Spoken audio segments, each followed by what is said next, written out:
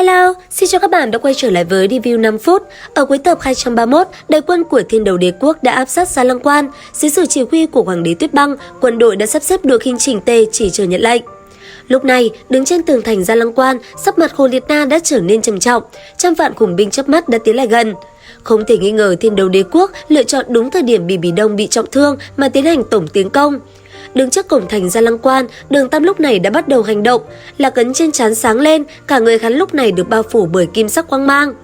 Khi đã tiến vào phạm vi tầm bắn cự nỏ của đối phương thì Đường Tam mới đột nhiên dừng lại, kim quang xoay quanh thân thể nhất thời trở nên càng thêm mãnh liệt.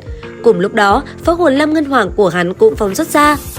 Trên cái khôn hoàn chỉ với khai màu đen và đỏ chỉnh tề lưu động trên người hắn. Cũng tại lúc này, từ sau lưng hắn hiện ra 5 đạo quang mang mạnh mẽ. Tất cả đại biểu cho tăng phúc lực lượng, tốc độ, hồn lực, công kích cùng với tăng phúc thuộc tính từ cửu bảo lưu ly tháp trên tay Triệu Vinh Vinh phát ra, toàn bộ dốc vào trên người Đường Tam. Cả người lấy chân trái làm trung tâm, trong nháy mắt xoay tròn một vòng, cánh tay phải cầm hải thần tam xoa kích hoàn toàn kéo dài ra, cả người giống như một cây đại cung được kéo căng tròn, kim quang lóe ra. Hải thần tam xoa kích đã giống như cây tiêu thương được phóng ra hướng thẳng về phía tường thành Gia Lăng Quan bay tới. Mà quân đoàn của đội quân Thiên Đấu Đế Quốc dưới sự chỉ huy của Quan Long Nguyên Soái cũng đã từng bước áp sát tiến hành phá vỡ lớp phòng thủ của đối phương. Chứng kiến một mảng lớn tường thành bị tam xoa kích đập nát, Hồ Liệt Na biết rằng nếu còn không ngăn chặn lại công kích của Đường Tam thì việc phòng ngự sẽ không còn ý nghĩa gì nữa. Nói rồi, nàng ra lệnh cho tất cả phóng tên điều hướng phía Đường Tam làm bia ngắm, đồng thời cũng ra lệnh cho 5 tên phong hào đấu la vận dụng toàn lực đối phó với Đường Tam. Các loại quang vượng với đủ loại sắc màu không ngừng lóe sáng lên bên người Đường Tam, các đồng bọn của hắn đã dùng các loại hồn kỹ che chắn. Ở trước mặt các cường giả cấp bậc hồn đấu la trở lên, cự nỏ thủ thành căn bản không được tính là uy hiếp. Lúc này, công kích của Đường Tam đã phóng ra đến lần thứ hai, dưới sức nặng 10 vạn 8.000 cân, hai dãy tường thành Gia Lăng Quan đã bị hắn làm cho sụp đổ. Chứng kiến một màn này, cùng với việc Bỉ Đông bị hắn làm cho trọng thương, 5 tên phong hào đấu la thật sự có ấn tượng rất mạnh mẽ với tam xoa kích. Cho nên lúc này, cả đám nhìn nhau đều không dám xông lên. Khi hắn kết thúc 4 kích liên tục, thu hồi hải thần tam xoa kích lại trong tay thì cũng không khỏi hơi có chút thở dốc. Tuy nhiên, năng lực khôi phục cường hãn của Huyền Thiên Công đã nhanh chóng khôi phục hồn lực tiêu hao. Lúc này, Đường Tam quay đầu qua kiếm đấu la Trần Tâm cái gật đầu. Trần Tâm cái quát một tiếng, thất sắc kiếm rời khỏi tay, phía trên cao nổi lên 9 cột ánh sáng màu đen, trong nháy mắt hóa thành cự kiếm ngang trời bổ xuống, không phải là công thành mà là chém về phía con sông Hộ Thành. Chém ra 13 kiếm, thất sắc kiếm một lần nữa biến hóa trở lại bộ dáng ban đầu. Trong lúc hắn thu kiếm thì đồng thời Đường Tam lần thứ 5 phóng ra hải thần tam xoa kích.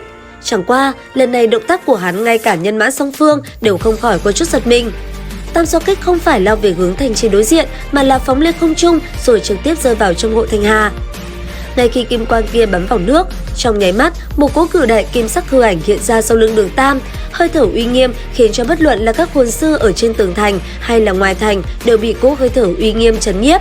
Toàn bộ nước trong Hộ Thành Hà dâng lên giữa không trung, ập thẳng vào Gia Lăng Quan.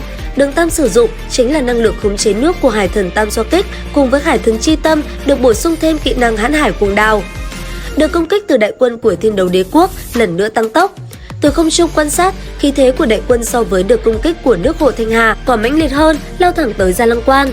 Khi Hồ Liệt Na gần như tức giận gào thét lên trước mặt 5 tên phong hào đấu la, không có một chút ý niệm động thủ thì cũng là lúc Bỉ Đông xuất hiện. Đến lúc này, mấy vị phong hào đấu la kia cũng hiểu được là nếu không động thủ, sợ rằng kết cục sẽ còn thảm hại hơn. 5 người đồng thời hét lớn một tiếng, mỗi người đều phóng ra hồn kỹ. Hồ Liệt Na không hề lùi bước, đứng chặn ở phía trước Bỉ Đông, vốn sắc mặt vẫn còn đang tái nhợt, nhưng ánh mắt của nàng lại nhìn chăm chú vào Đường Tam, nội tâm hết sức phức tạp, tuy nhiên là cực kỳ kiên định. Sắc mặt Bỉ Đông tái nhợt, đôi mắt vốn luôn có uy thế bắn ra bốn phía, khi nhìn đại sư lại có chút thất thần, linh hồn của nàng suy yếu, khiến nàng toàn thân nhìn qua đều có vẻ yếu ớt. Tại sao vậy? Hai mắt của đại sư đã biến thành một màu đỏ. So với Đường Tam và Hồ Liệt Na, ánh mắt của ông thậm chí còn phức tạp hơn rất nhiều, nhìn chăm chú vào Bỉ Đông mà hỏi. 3 chữ này, ông đã muốn hỏi Bỉ Đông từ rất lâu rồi, nhưng cho tới bây giờ mới thật sự mặt đối mặt để hỏi. Đến đây thì cũng hết tập 232 Đấu La Đại Lục. Liệu rằng đại sư và Bỉ Đông sẽ đối diện với nhau như thế nào? Cùng theo dõi kênh để biết thêm chi tiết nha!